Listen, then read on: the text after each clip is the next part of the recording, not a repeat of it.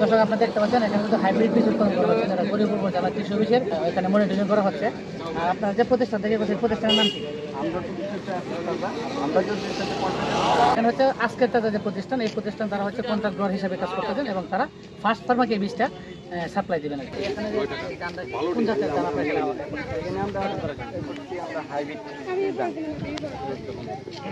এটা কীভাবে করা অ্যাড করেন? নয়টা থেকে একটা পর্যন্ত যখন ফুল আসে তখন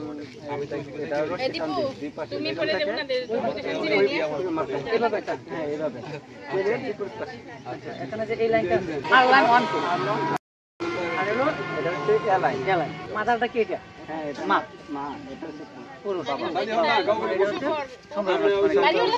পরাগানটা মূলত সঠিক কয়টা সময় থেকে এটা হচ্ছে আমাদের সূর্য যে সানলাইট হয় 10:30 থেকে 11:30 পর্যন্ত এর ভিতরে আমরা ভালো হয়। এমনিতে টোটাল সর্বোচ্চ কত সময় পর্যন্ত করা যায়? সর্বোচ্চ 9:30 থেকে 1টা পর্যন্ত করা যায় যদি সূর্যের আলোর সাথে সম্ভব, সূর্যের আলো বেশি আছে।